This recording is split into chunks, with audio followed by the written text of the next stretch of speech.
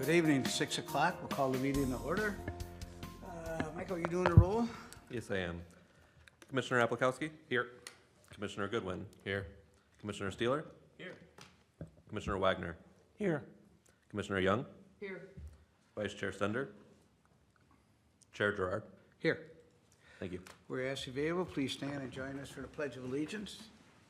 I pledge allegiance to the flag of the United States of America and to the republic for which it stands, one nation, under God, indivisible, with liberty and justice for all.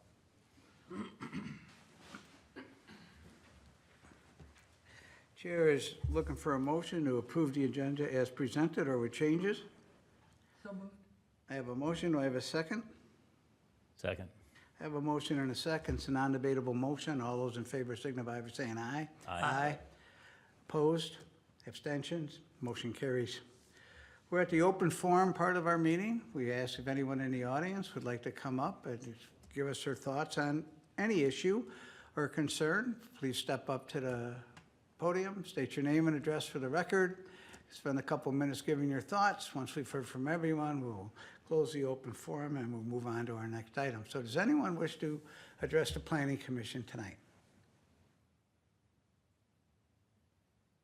Is there anything to be read in this evening? No, sir. Okay. Seeing no one come forth and nothing to be read in, we'll close the open forum and we'll move on to item 6, our consent agenda consideration, which is to approve the minutes from the regular meeting of August 12th, 2026. I want to poll A, so I'll make a motion to not approve the consent agenda, I guess, because I only got one item on there. Second. I got a motion and a second. Any discussion? Hearing none. All those in favor? Aye. Aye. Opposed? Abstentions? On the meeting minutes, on the car wash motion, in the minutes, it states that it's 5-0, then it was a 7-0 since we had everybody here. Normally on little stuff like this, I don't mind, but on votes, I want to make sure we got it right. But Now I it's have car no- wash? I have any other changes to the minutes? Hearing none. All those in favor, signify by saying aye. Aye. Aye. Opposed? Abstentions? Motion carries. We're on our first regular agenda item. It's a comprehensive plan amendment, park and recreation to low, medium density residential. It does have a public hearing, and we will be making a recommendation to City Council. So with that, Stephen, you're presenting. Hold on one second while I get this organized. 1 second, Michael.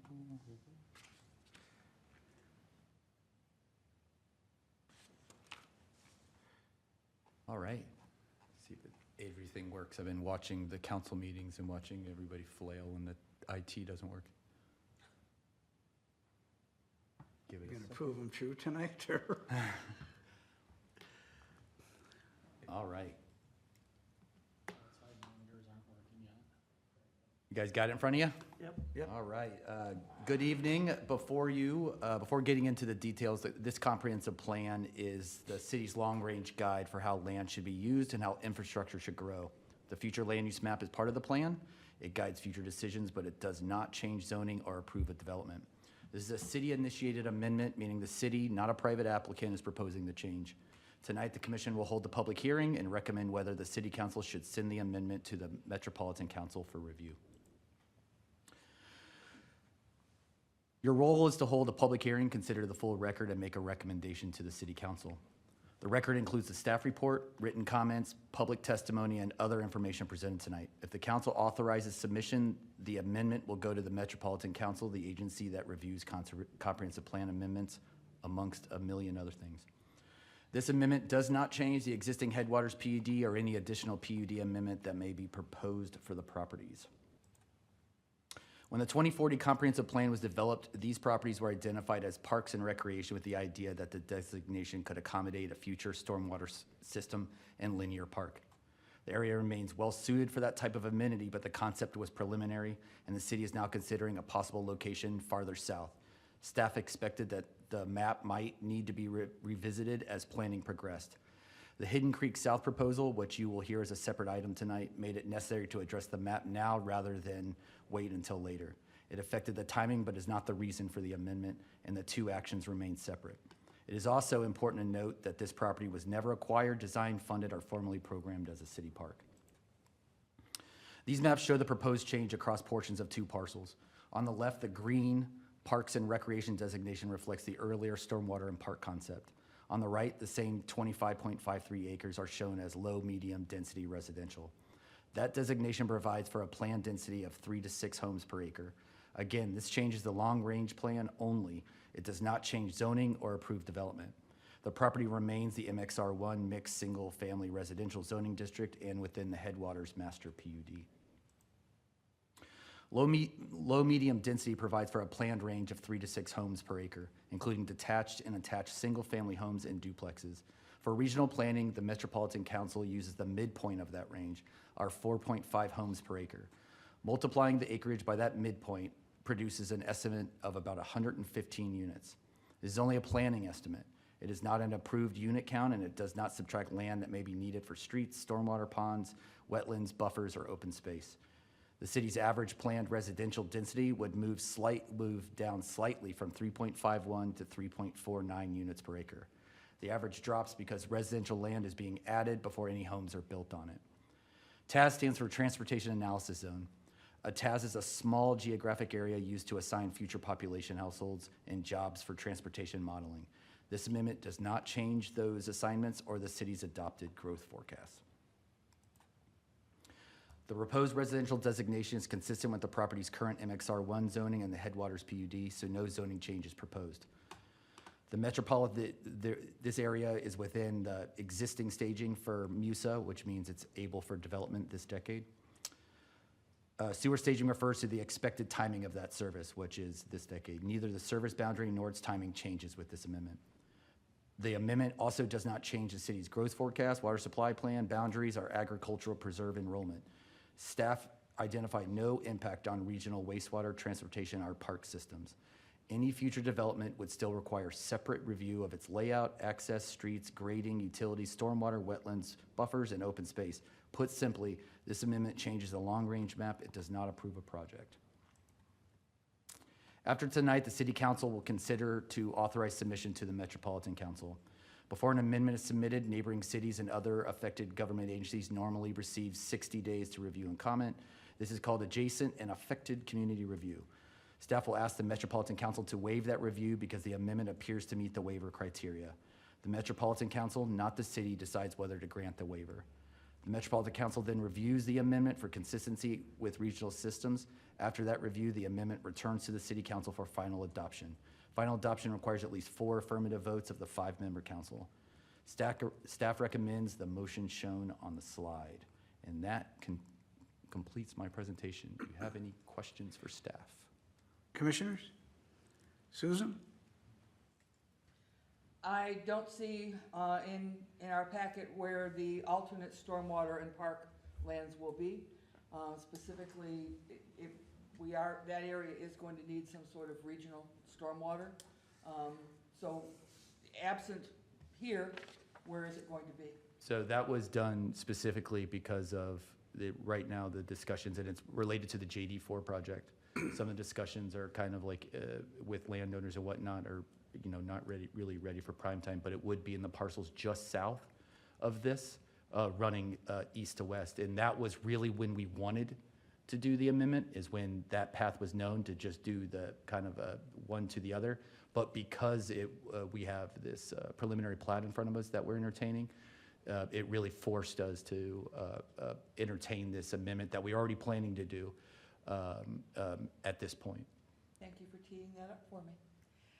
Absent the request, would the city be doing this now and spending the staff time, which is highly limited, and the dollars to do this now when we don't have a good stormwater plan in place?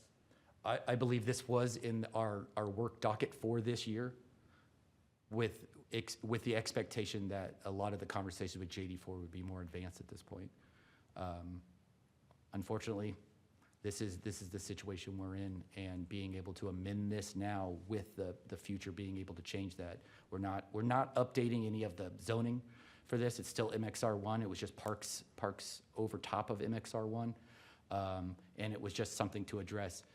This is also predicated by preliminary work when we finished the last comprehensive plan that zoning should have matched. Our comprehensive plan should have been updated to reflect that zoning.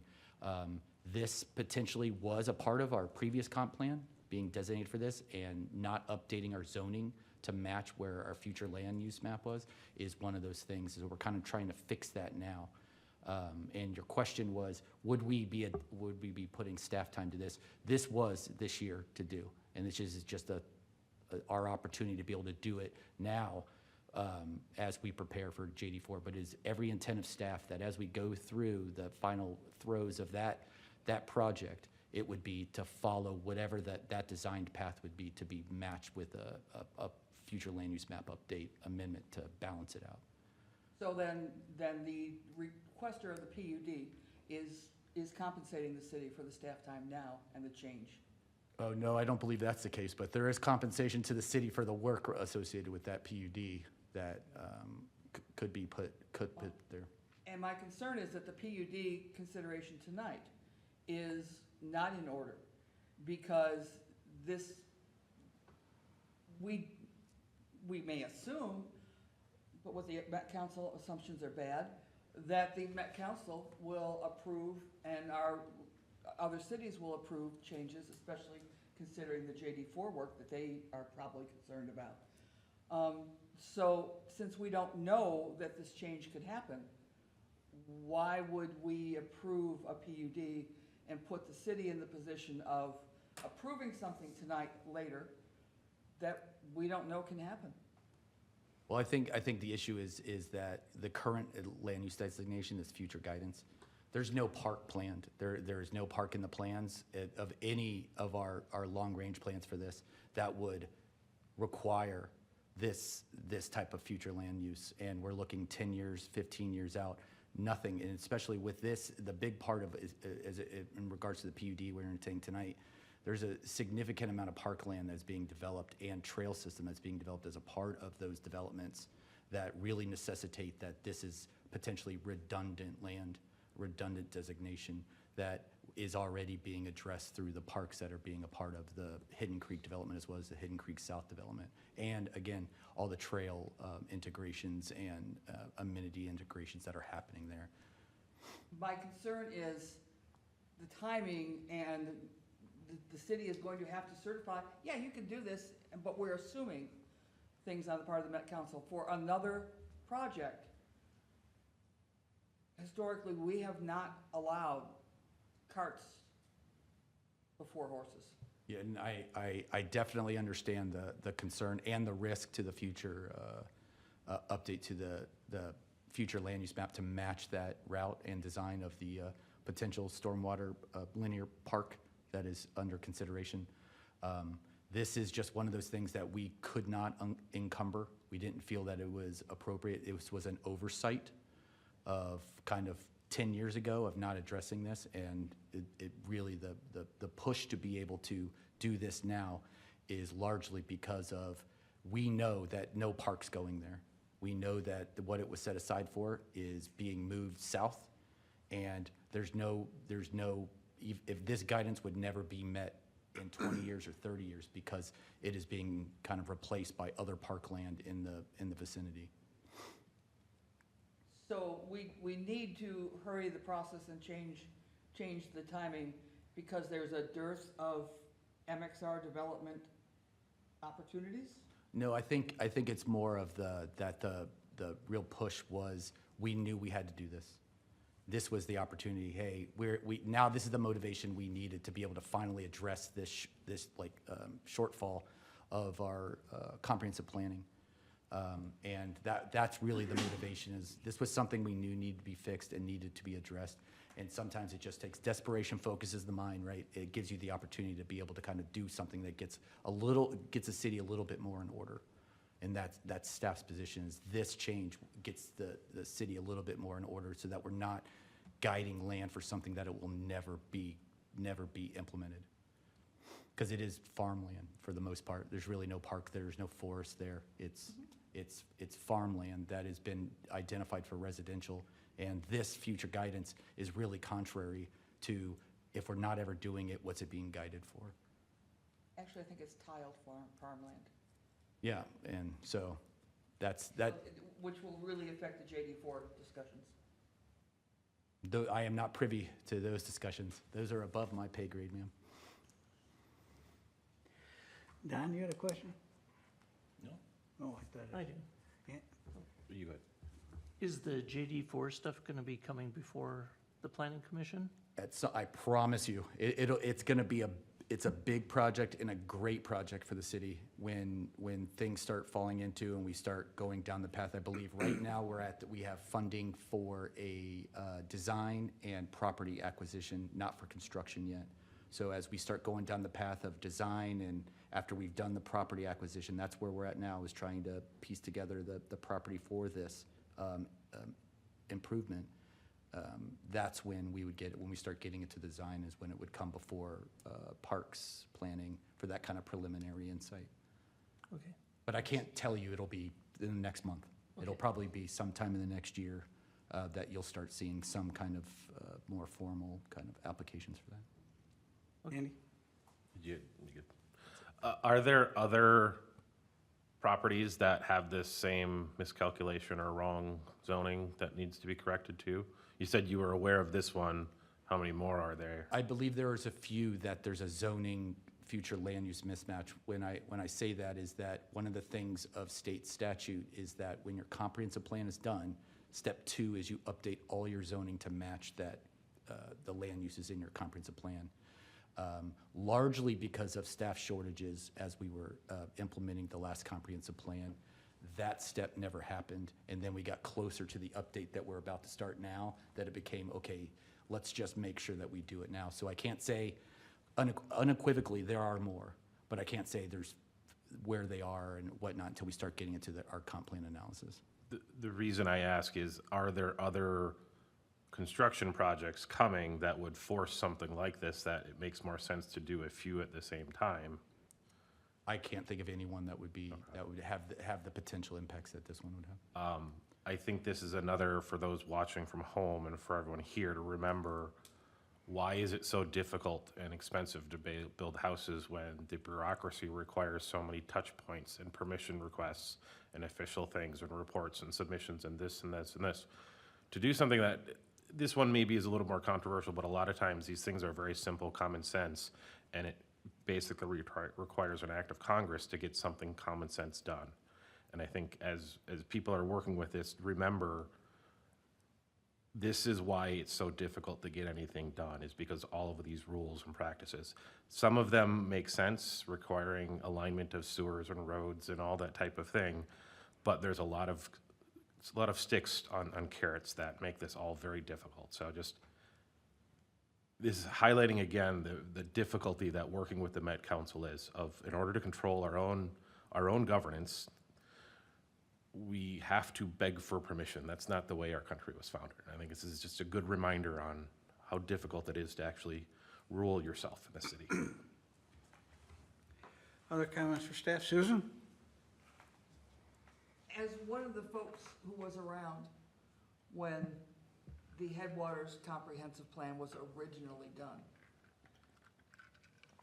there was a huge amount of work and effort that went into realizing the challenges of the soils and the topography here and making sure that good planning in advance was done for proper drainage and proper respect for the future homeowners that were going to be there, that we tried to avoid putting homes in bogland and in areas that were going to be problematic in the future. So, yes, there are things, but there was a tremendous amount of work that went into the Headwaters development. And I'm going to be very, very interested in knowing how we're going to, as a city, manage the runoff and the ponding in this area. Other comments?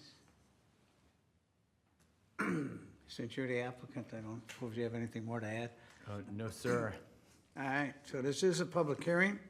We ask if anyone wishes to comment on this application, step up to the podium, state your name and address for the record, spend a couple of minutes giving us your thoughts. Once we've heard all from all parties, we will close the public hearing. So we'll open the public hearing at 6:20 PM. Does anyone wish to address this application?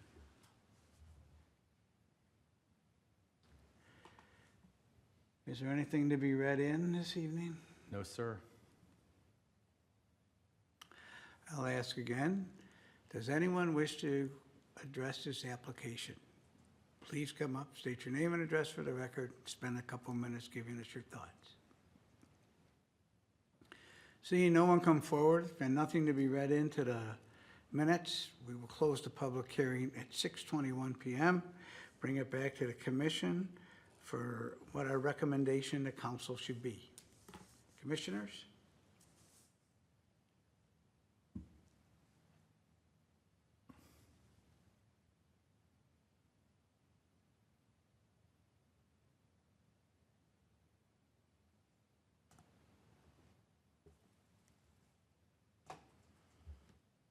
I just personally don't have an issue with it, other than the cart before the horse thing, but it seems like it needs to be done, so I think we, unless somebody wants to point out something else objectionable about what they're needing to do here. Other comments, commissioners? Would you like me to make a motion? Sure. Okay, I'll make a motion to recommend that the city council authorize submission of the proposed 25.53 acre future land use map amendment from Parks and Recreation to low, medium density residential to the Metropolitan Council for review. I have a motion. Do I have a second? I'll second it. I have a motion and a second. Any discussion? I have some more time. Any discussion on the motion? Hearing none. All those in favor signify by saying aye. Opposed? Abstentions? Abstain? One abstention. Motion carries.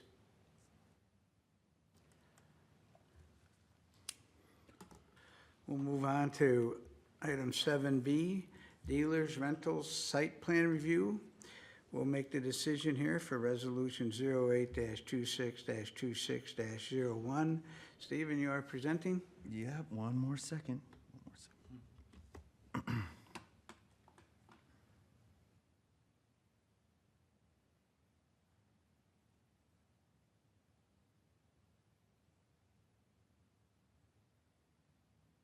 All right.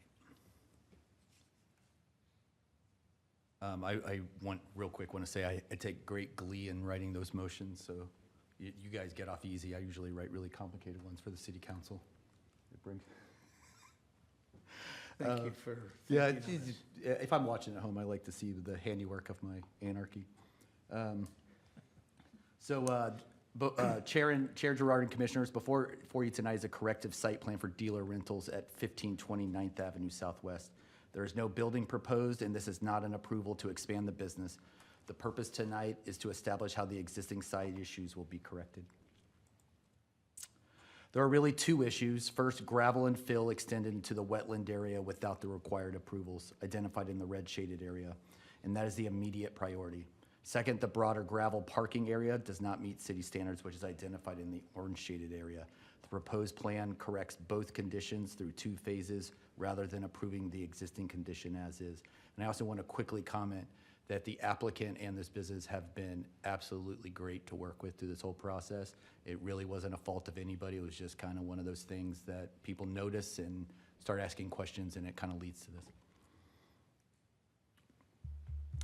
Here are some specifics about with what is included in each phase with a firm gate between them.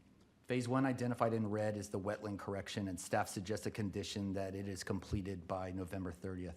That includes gravel and fill removal, restoring grades and soils, stabilization and revegetation, and installing the required wetland protections. Phase 2 cannot begin until the city accepts the Phase 1 work and the applicable WCA and Watershed District Commission chooses. On parking, the important distinction is between required parking and vehicle inventory. Code requires 89 compliant spaces, generally 9 by 20 feet. The applicant is showing 148 total parking spots, but some are only 8 feet wide. Staff is comfortable with those narrower spaces only for vehicle inventory, as the applicant has asked. They do not count toward the required 89 spaces and cannot be used for customer, employee, tenant, or general parking. The same applies to the northwest area where normal aisle access is limited. Staff can support that arrangement, but inventory storage, arrangement for inventory storage, but not as required for parking. Any future expansion farther into the corner is outside tonight's approval and would need separate review. And I have identified these two kind of questions that we received. Our city engineer asked questions about, especially the blue box, those spots that are up against the existing gravel, soon to be remediated area would be locked in. The applicant is asking, these would just be for vehicle storage. Double parking is fine because they're just sitting there, and we agree, and staff is supportive of that position and having those landlocked. The area in the orange, the applicant is interested at a future time to be able to extend the parking lot if required, if business requires it, to be able to meet that business demand. Staff is open to that conversation at a future date and being presented before us with an amendment to the site plan if they come forward with that application. Before work begins, the applicant must execute the site improvement agreement, provide the required financial security, submit final plans, obtain the necessary permits, and received city authorization to proceed. Easy peasy. Until both phases are complete, the wetland and restoration area must remain protected with no additional gravel, fill, parking, storage, or snow placement in that area. Staff recommends approval with the requested landscaping amendment we discussed. Phase 1 would still complete the wetland restoration, stabilization, revegetation, and protections by November 30th, while the required site landscaping would move to Phase 2. With those conditions, staff believes the plan provides a clear path to correct the existing site issues and meet the applicable site plan requirements. The Planning Commission is the final decision maker on the site plan tonight, and the suggested motion on the slide incorporates that amendment. The applicant is here. If you have any questions for him, do you have any questions for me? Commissioners? Susan? How are they going to make sure that a contractor doesn't deal with snow storage in that area? It's gonna be a large vacant area that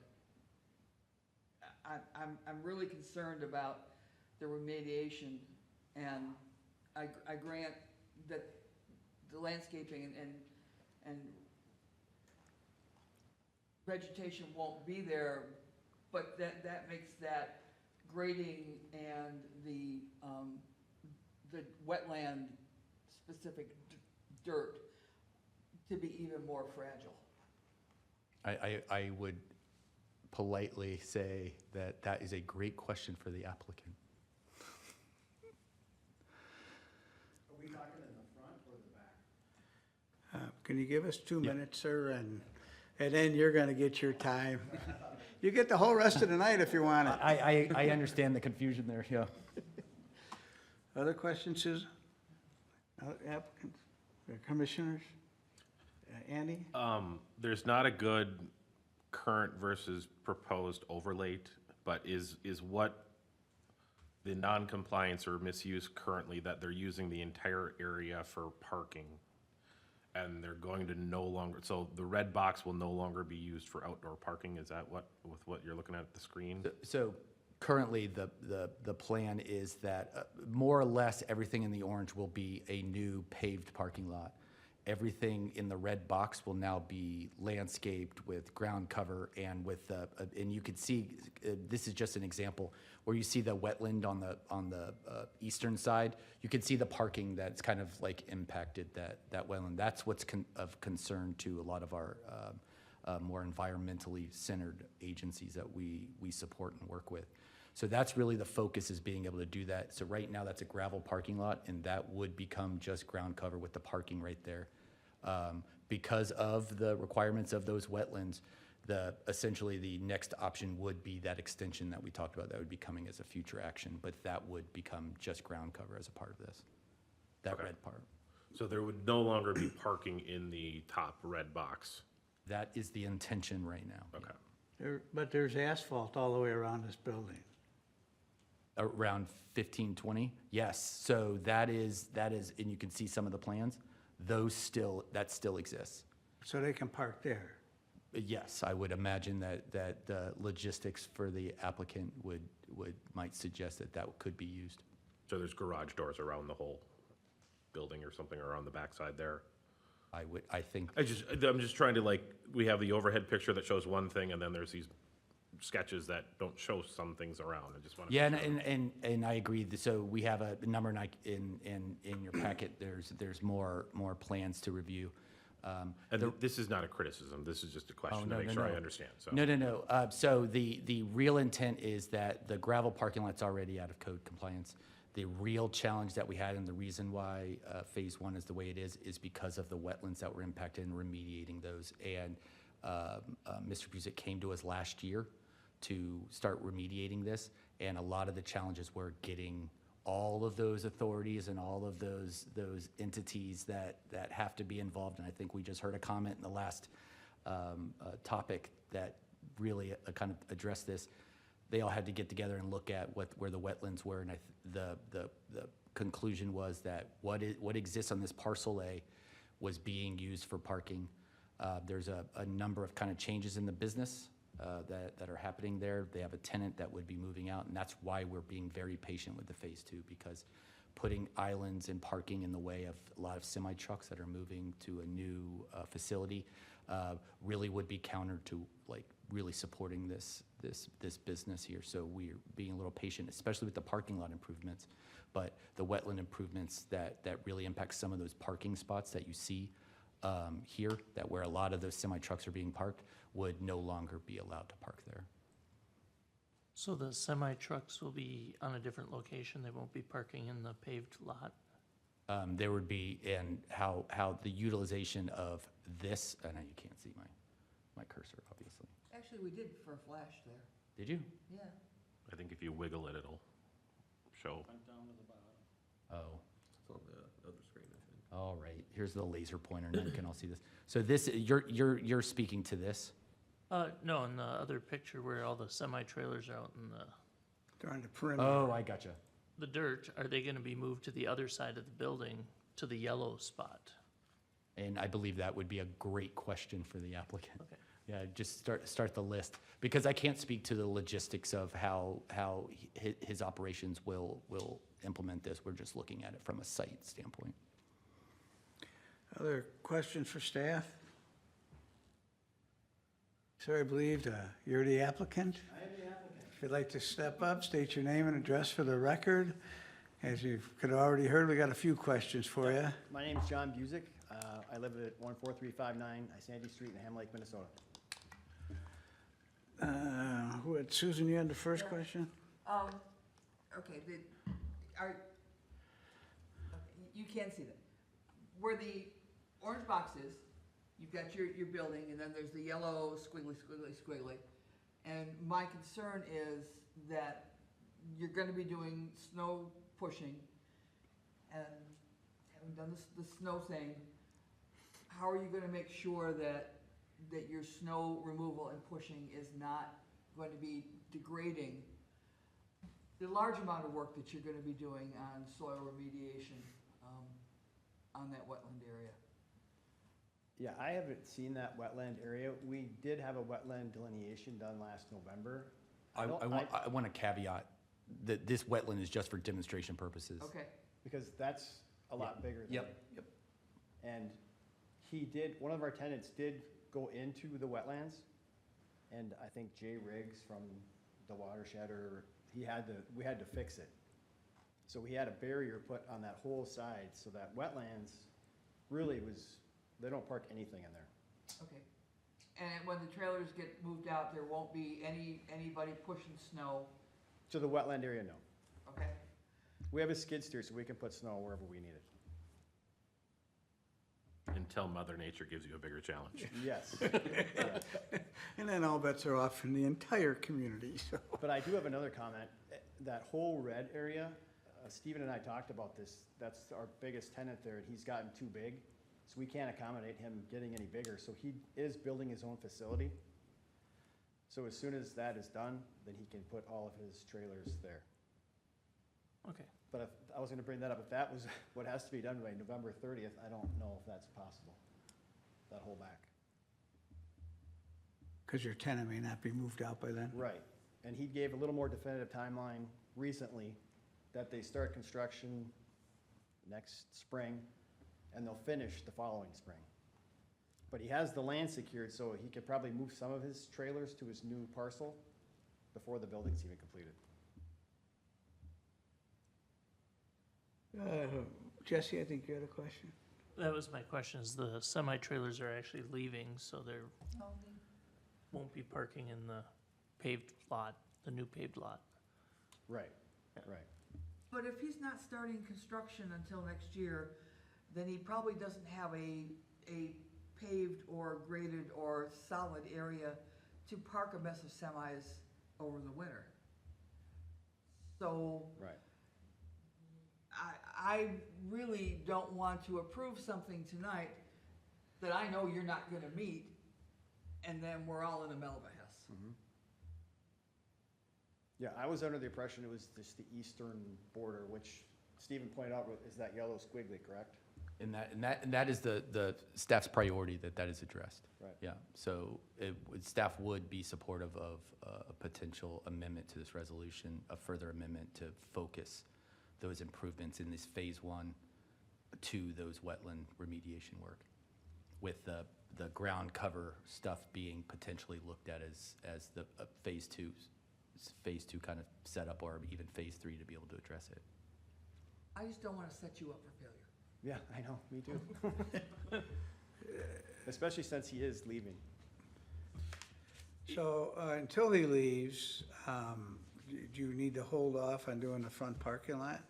The reason I asked, I know them trucks gotta kind of jog in there, and you got a couple of mediums that are sitting Right, pretty much in right. front of the big door. And I brought that up to Stephen too, that I would like to ideally wait till he leaves to park that front area, so they're not driving semi-trucks on it 24/7. I can't disagree with you there. Andy? If, once your tenant is gone, does that are you going to rethink how you use the land? Yes, in the back, yep. It sounds like to me that phase two shouldn't even be addressed until you're ready for that, because you might completely change what you're doing. Right. Well, if I'm right on phase one, and Stephen, correct this for me, you want all the gravel pulled regardless if it's in the wetlands or if it's buttoned up against 35 where there's also gravel, right? I think that is the path that staff supports, is bringing this entire site into compliance with the code, especially the gravel parking area. But he can't do that until the semis are gone. And I think, so one thing I wanted to point out is, as the resolution as written says, unless the city approves a written extension before that date, that November 30th date, and city would be supportive of an extension of parts of this improvement that would alleviate the applicant of that concern. But as long as we're focusing on the wetland remediation that is being pursued by some of our agency partners. Well, we can do the wetland part. I don't think that's a problem. Yeah, I do have, we were cleared by Jay Riggs in October of 2024 of going into the wetlands.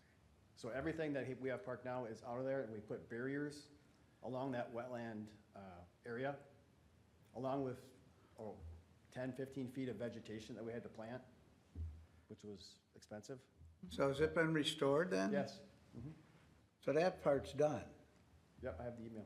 Yeah, and I think what's left is some of the further remediation of the wetland that exists there, not so much where the parking is, but the wetland that was impacted by some of the development there what's being pursued by some of our agency partners for remediation. That's why we're focused on and doing the work that's been outlined by them to remediate that stormwater pond that's over there, or the wetland that's over there in the northeast corner. All right, so you're telling me there's work to be done, and John's telling me it's all finished.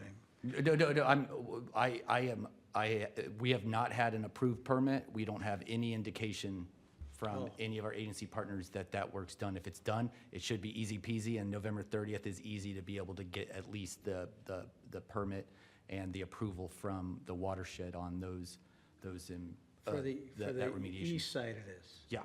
Okay. The west side, the city's amenable to waiting? Yeah, a written extension of that deadline would be absolutely, the staff would be supportive of that. Commissioners, your thoughts? I'm confused of whether we're supportive of phase 2 or not. Or if that's what we're talking about pausing. Well, I think, so phase 1, which is all that are red, we want to pause the west side, or the Interstate 35 side, where he's got the semis currently, and allow that to happen after the tenant moves out, if I'm following the thought here. The east side of that, where the wetland is, will be taken care of by this fall. And then he wants to do everything else when the other tenants move out, which is probably 2028. Correct. First, it's a miracle I got it straight in my own mind. Good job. Is that your thought? That's how I understand it too, and that the discussions that we've had with the applicant, it jives with their timeline. It becomes now we're into, we needed this done in 27, it becomes in 28. It is a red line, it has to be done in 28. There's no more written extensions. It's like that is the deadline. I'm sure you can work that out with the applicant. Susan? Did you know she was raised in her? I have boys. Is the rest of the alphabet soup gonna be okay with this significant delay? I think the alphabet soup, and I love that, is way more concerned with the remediation that's required to be reviewed and approved for the east side and verified. That's their main concern. Okay. I just don't want to, I'm really uncomfortable saying, yes, we're going to approve this when we're already hearing from staff that you're going to have to do some secondary approvals and some workarounds. I'm really uncomfortable with that. But I also don't want to set the applicant up believing that he's got some extra time and some wiggle room, and then having the rest of the partners say, no, we did not agree to that, now we're fining you. So one thing I wanted to go back, so we have deadlines with these phases, and that's what I would suggest we talk about editing, because I think everything else here is exactly what needs to happen within this resolution. Currently, we have phase 1 by November 30th, as we've discussed. That should probably be split up in with more specificity to kind of like this phase 1A, phase 2, phase 3 that would be after the trucking company moves to their new facility. And then the parking lot that exists on the south property line, being able to update those deadlines to be more appropriate and with consideration to the applicant's kind of challenges that he has. And currently we have by May 1st, 2027, the phase 2 has to start with it completed by October 31st, 2027.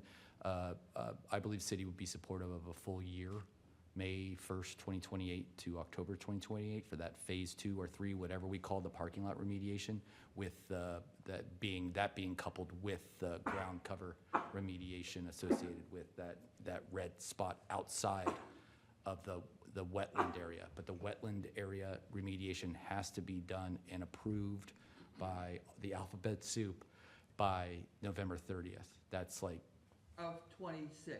Yeah, this November 30th, and then staff would be supportive of updating those dates to be better, more flexible for the applicant and, the considerations he has for his tenants.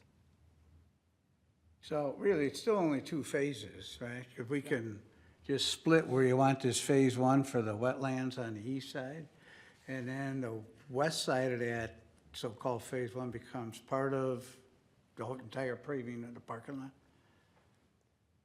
The west side of the red part, did you say? Yes. Yeah, that would be later too. Yeah, we do that at the same time we do in the parking lot or in the same Yeah. time frame, right? Yep. Tenant As soon as the trucking leaves, company moves out. everybody's out, boom, boom, boom. So I would propose that we bring this resolution back to our September 8th, September 9th, I keep saying September 8th, September 9th, updated to match those updated conditions if that's appropriate for the chair. Andy? Go ahead. I was just say, where I'm struggling, I like what you want to do. I think it's great. You're going to clean up. It's going to look better. It's going to be better for the environment. What I'm struggling with is like the written plans we've seen don't match the words and don't match the aerial in the verbal description. I think being able to take the engineer, like the design plans that you want to build, and I think looking at that, we put dates on that part. Yeah. When will this be done? That's the way I think we make it easier to show what we're actually going to try to attain and execute on, so that there are no surprises. And if there is hesitation that not everything's getting done for the alphabet soup, we can say, well, but the critical mass is going to get done, and then the rest falls in phases. I think that's the type of thing no one would complain about. But again, I like what you want to do. I've had to do this of going back and fixing a 60-year-old project that you were told to build one way, and now we have the watershed districts and all these other people that say, no, there's all these new rules. You have to get rid of a third of your business to keep running the way you want, because these are I don't like that, so that's where I'm supportive of this. I just think we need to be a little more clear of timelines. Susan? But you said that your tenant is not starting construction until May of 27 and needs a full year to do that. So are they going to be gone so that you can work on this and get it done by November of 27? 28. No? So the east side is November 2026. I wouldn't look at where the trucks are parked on this aerial that's probably 2 or 3 years old. That needs to happen on the east side, needs to happen by November 30th. The west side we're open, and the parking lot we're open to extending into 2028. But the phase 1, now this new updated phase 1, that wetland remediation work on the east side has to be completed, permitted, et cetera, by November 30th. Then, Mr. Chair, I am going to make a motion that we table this action until our our first meeting in September, to provide the applicant and staff an opportunity to give us a clean, achievable proposal. The staff is supportive of that. I'll second it. Okay. We can discuss and pull it back if we need to. Well, once I call the question, you can't pull it back. Well, we're in discussion phase now, so motion and second. It's a Was there table, a there's second? no discussion. Was there a second? Yeah, Okay. Jesse. So there's a motion and a second to table to the first meeting in September. All those in favor signify by saying aye. Aye. Aye. Opposed? Abstentions? Motion carries. Very good. And it's not that I want to delay you, I just want to make sure. No, I appreciate it. I have some I'll send an email. pictures of that area. It's a minor thing. Oh, yeah, that would absolutely be great for us to be able to It's have to include in our, when I we need to list all of these drawings. hear from my boss. Yeah, like, if we're doing that part of the project first, if that's phase 1, and everything's gonna be parked down here for a year, Good. I don't Yeah. have a problem with it. Congratulations to But if Zach. there's still gonna be stuff up there. Give me a long weekend. I know. Enjoy that wallet, lighter wallet. We good? Yes, sir. Thank you. Good luck. See you in a couple weeks. We'll move on to item 7C, Hidden Creek South preliminary plat and PUD flexibility review with a recommendation to council. Stephen, you're presenting? Yes, sir. One second. I want to add that, not to burden our September 8th meeting more, but the applicants had conflicts tonight when we scheduled this. But we just found out this afternoon, so there was no time for us to pivot. So if Chair, as we go through this, if Chair wishes to table this until September 8th, we have a extension, our current clock in September 30th, so we're really going to be up against it to be able to kind of finalize this. If you remember, I wanted, you remember we saw this in February, it's been tabled since then. So this is where we're at. Oh, first, the meeting's September 9th, right? Isn't that the Wednesday? I don't know why I keep saying September 8th. I just checked my calendar. It's I'm nobody's pretty sure. birthday, it's, Commissioners, what would you like to do with this one? Would you like to table it or discuss it this evening? I would like to table this because I have a real issue with, as the chair has said, that we agreed to have smaller lots and reduced sizes. And then now they're looking for further reductions. And I would very much like the applicant to help me understand that. I also don't understand, looking at the materials here, on a PUD, the city's supposed to get something, the developer's supposed to get something above and beyond what they would normally be required, and I don't see what the city's getting out of this PUD. All right, other comments? Anyone opposed to tabling? All right, Chair's looking for a motion. Mr. Chair, I move that we table, I've lost the number, agenda items, it's 7C? 7C. 7C, until a meeting when the applicant is available to attend. I have a motion, do I have a second? Second. I have a motion and a second, non-debatable motion. All those in favor signify by saying aye. Aye. Opposed? Abstentions? Very good. We'll move on to discussion. I have one item on there, A, City Council Planning Commission Working Session. yeah, so this was on the advice of my boss, and I just want to check and see if she had any last-minute details. One thing I wanted to say is it's still in work to be able to set up this joint planning commission, city council. I believe right now there's conversation of when it should occur with the elections coming up. Should it occur after with a new council, or should it occur before? There's a lot of thought and support for having it as soon as possible so that we get kind of more in alignment between the two bodies and can walk through kind of some of the challenges that we have. Really, this discussion was to kind of understand more of, is it the preference of the planning commission to have that conversation as soon as possible?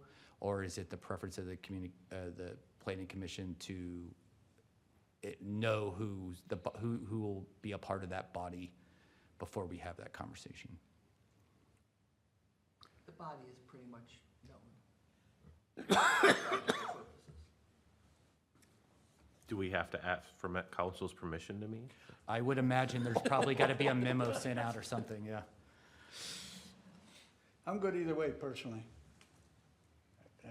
Along with Susan, I don't think there's going to be a big change, but I've been wrong before. There doesn't need to be just one meeting either. Truth.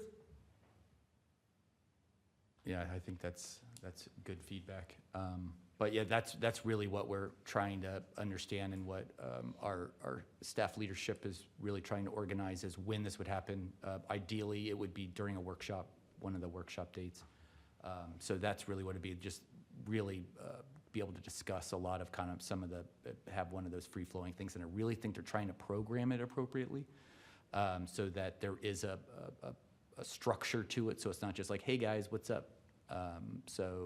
Being able to have specific topics to work through, and that's really what we want to kind of like just, the whole point of this discussion was to understand this is still in work, that's really the extent of it. And looking at, I think there's some talk of the end of next month, maybe. A little bit of staring down from both sides of what we're supposed to do. If you're gonna go beyond that, I would say then wait until after the election. But if you think Well, that after people are seated, which is after January. you could do a working session with the elects if you wanted to.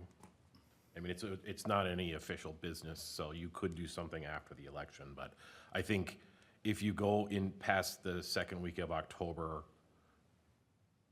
you're potentially working with people who are lame ducks. So the decisions are not there. And it's also inconvenient for them to give up time to be there for that if they're trying to get elected.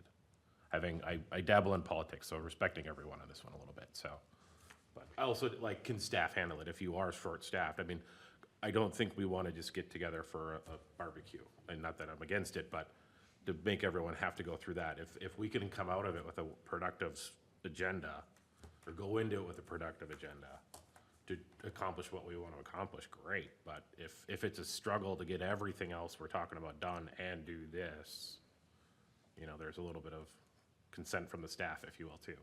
I can tell you on behalf of staff that being able to have this meeting or series of meetings is a priority. So whenever the date was had, it would be making sure that meeting was programmed appropriately and working through everything. So other than Christmas Day, I think probably would be, or Halloween, which is very sacred in our code, it seems, that would be the only days that we would really want to avoid, and Thanksgiving, obviously, but being able to focus on making sure that we have time that the full cohort is ideal, is having all 7 meet with all 5. So you're thinking on the third Monday, which is typically a workshop, are they far enough in the budget that they're not taking all of the workshops for budget till the end of the year? I believe that's a great question for our esteemed councilman. Is he here yet? Touche, sir. But yeah, I will bring that back. In any further context, I think I'll make sure that we extend on September 9th for that meeting. That just seems to be just jam-packed at this point. All right, very good. So we'll move on to updates. I will start with our esteemed councilperson, Larson.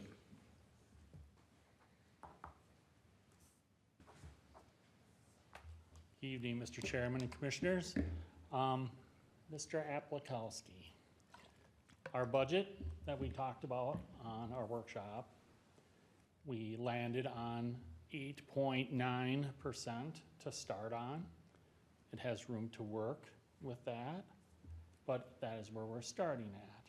So we've had talks with Ehlers on things with our public works as far as funding processes and things like that. They're looking into some more stuff, but council likes they have like a third, which would be like franchise fees and some taxes and some utilities and things like that, that we would probably be using money from and maybe pay out, do it as an example of just paying the interest only on some of that stuff to just kind of keep it going, because we're going to be dropping some of our levies and things like that we have, that we'll have more power to use funds for that. So that's a thought that Ehlers is helping us with. I'll back up a little bit more even further. The last meeting that we had on a Wednesday, I apologize, I could not be here. I had a death in the family, so I apologize for that. So I was not able to make the council meeting either for any future or former updates from that matter. So touching base a little bit on Arts in the Park yesterday. Great turnout, had the corn feed, had a lot of volunteer year for Arts in the Park. I'd just like to thank all those. Susan. when you're planning the public works facility, I realize that it's expensive. It is expensive. However, I've done a few of these, and the temptation is to go cheap up front and say, we'll do something later, and it does not work, and it's not cost effective. No, that's correct. And So that's my- one thing I think a lot of us, very cautious of. Mr. Adams is very frugal, and if he doesn't need anything, he doesn't usually ask for it. And I know, this is my personal opinion, I think he's getting a little frustrated with some of the processes that we've had, because we've had to string things along. We've had some committee meetings for the public works things. Some of that stuff has been dismissed because there hasn't been progress moving forward with some of the stuff that we needed. So, I don't know, we're trying to figure the best way possible, but as you all know, as time goes on, things get more expensive. So the more there's delays, the more there's expenses, it's harder to get product and so on and so forth. So there's a lot of little blocks in the mix to move around to get it all lined up, so it's a smooth process. So, Has the council considered sale of the property that it owns down where the ambulance thing is, and then the future sale of the old fire barn where PW is now? Some sale there as part of the financing. that is a possibility, and they're maybe even still thinking about maybe using some of the facility by the ambulance facility up there as far as maybe some storage still. The Public Works building currently is a structural problem. We've had people come in and look at it, and Mr. Adams as well is like, we need to figure something out. Even if we move forward tomorrow, that structure is not safe enough for them to really use it. It needs work. And we're not talking a couple $100 or hundreds of thousands of dollars. We're talking millions of dollars to make that functional. And us, I think as a council and the city, it's hard to put money into something that you're gonna see either gonna tear down or sell it or do whatever with. So that's a, No, I'm not asking you to no, fix that's, what's that's there. just that's a hard topic, but we're stuck in between that as far as moving forward with our newer facility and getting moving on, so. Andy? My mother was the mayor of Arden Hills, who was, I believe, at the end of her term, was working with the Ramsey County to build a joint public works facility. And I think within a year or two of them completing that joint facility, Ramsey County said, this isn't big enough, and moved out and built their own. Yeah. So I think it's I know it's great to say, let's cut the cost, but you can only build this building once, otherwise you're gonna have to build two. Correct. And I'm a strong supporter. I think people have seen me sitting on the bench there and say, I'd rather spend the money now, do what we need, or look at maybe what are our needs for 20 years down the road. I don't want to be a Hugo and build a facility and say 5 years we're out of room. We got too much. We got more equipment. We got more needs. We got more population and stuff like that. We need more facility. They made their facility where they can add on to it, but it's going to cost them another $10 or $15 million to do it. How many times do you want to keep going back to the public and saying, you know what, we built what we thought was our need, and now our need is expanded beyond what we need. So here we are. We have to have a referendum or increase taxes, which nobody wants to hear that word, obviously. None of us do, but unfortunately, it's a fact of life. And as time goes on, again, things get more expensive. Any other questions for the man? I can go all night long. Let's have it. Yeah, appreciate that, but it's a nice summer evening. I know you so- want to go out and have your beer, Commissioner. Well, I could, Chair. maybe. Oh, Yeah. No comment. Thank you very much, everybody. Thanks again for your service, for all you do for the community. Appreciate it. Stephen? All right. Not much. I just wanted to provide an update. I think Arts in the Park, our CDD staff it went to Arts in the Park July 21st, August 4th, and August 18th. I saw a number of you out there. We were essentially socializing the downtown plan, specifically kind of the shoreline hardening project that to kind of alleviate a lot of the ice heaving that we had a few years ago that did a lot of damage. That was a fantastic event. I didn't go to last night, but that is just an incredible thing in joy in this city. It was a wonderful opportunity. We briefed 136 people. We had 136 stickers on those 2 posters that were communicating, hey, and essentially the question we were asking is a part of the shoreline hardening, while we got the engine out of the car, should we look at this boat launch? And I think there's a lot of kind of discussion in the city and with elected officials about if we invest money into this shoreline hardening, updating what really is the jewel of Forest Lake as far as parks are concerned, should we also address some of the challenges we have with the conflict that happens with the boat launch? Some of my favorite feedback, and that a lot of the value that I get, staff gets out of these kinds of things, is hearing the things that you never thought of, going through some of the marina type dock issues that we had earlier this year. You're kind of predisposed to be, people don't want more boats on the lake. So when you hear people who live on North Shore say, no, we love this boat launch because if they're not launching here, they're coming to 2 and 3 and there's nowhere to park over there. And I thought everybody who lives on the lake would have been anti this boat launch being there. They'd be totally for getting rid of it. That wasn't what we were communicating. Really, it would be moving the boat launch. One doesn't happen without the other, finding new space to put a new boat launch on First Lake.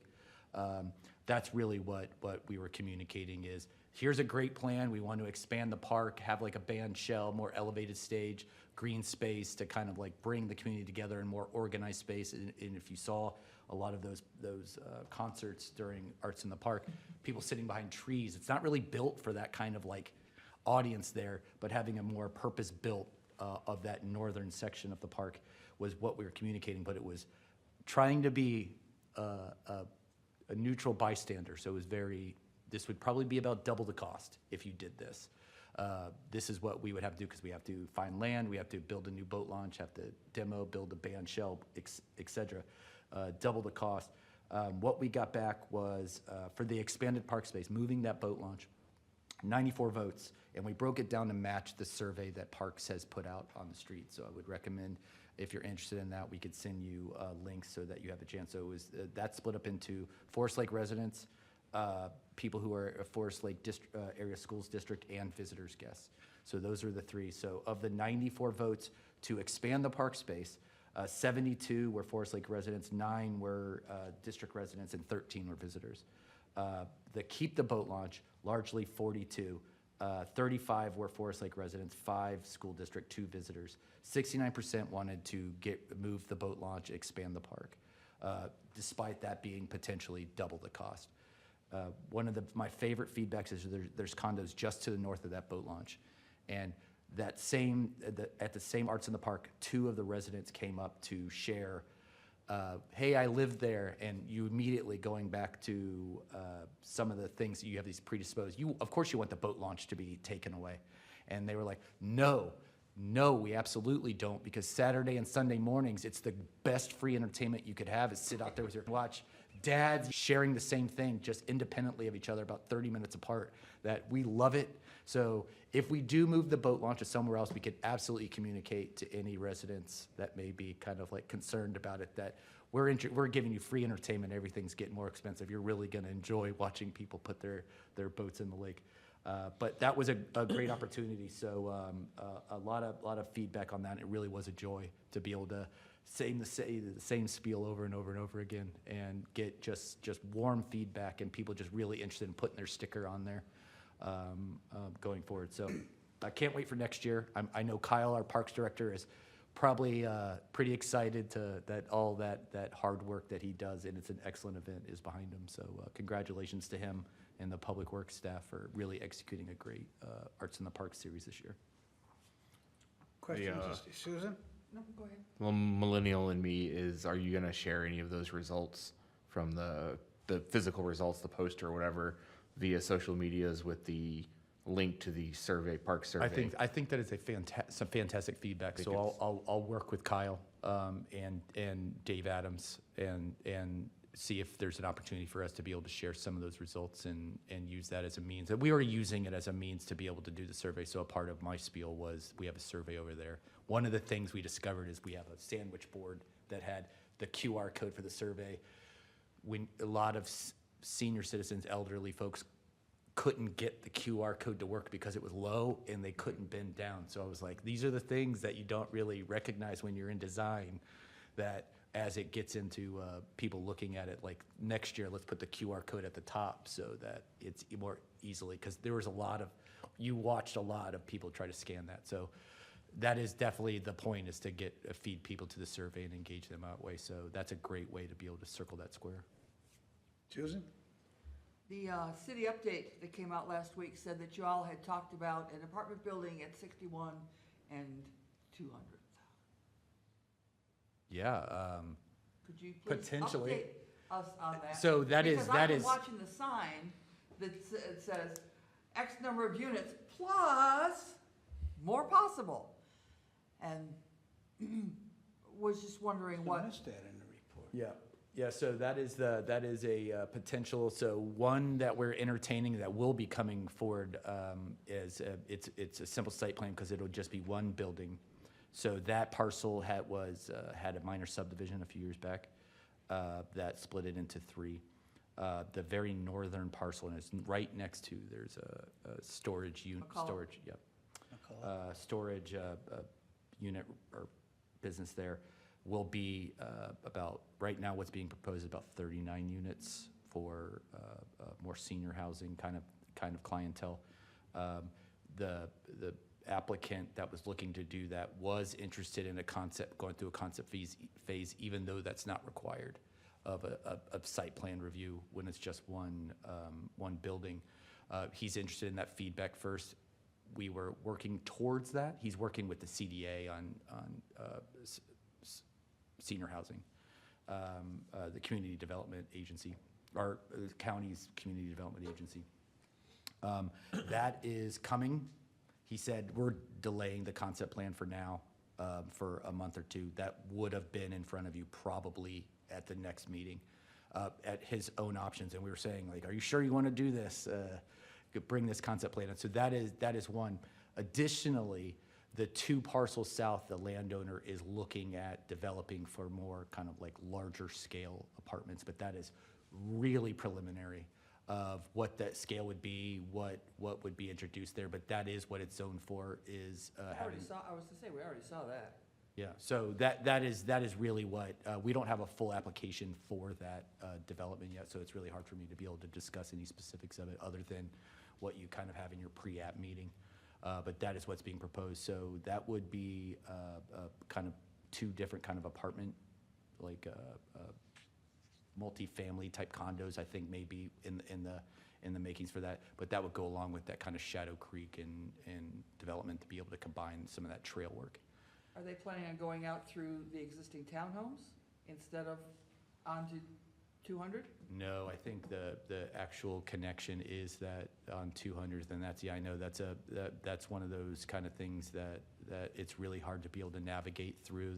There's a farm right there still that exists just to the east of those parcels that I'm talking of that really kind of like hamstringed you. So they're really looking at kind of perhaps a right in, right out. But again, when we get an application and we're able to kind of provide that feedback, that's when we bring MnDOT in, because it is connected to 61, getting their feedback. And they have a lot of the alphabet soup to Commissioner Aplikowski's kind of like all the things you have to jump through.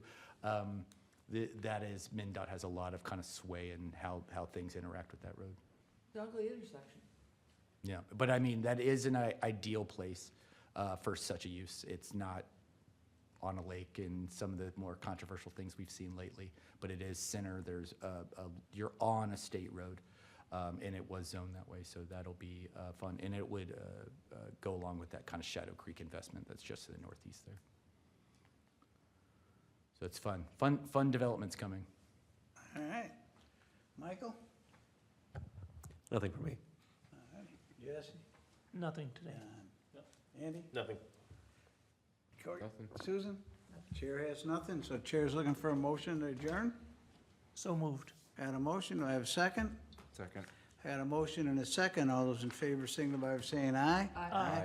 Opposed? Abstentions? Motion carries.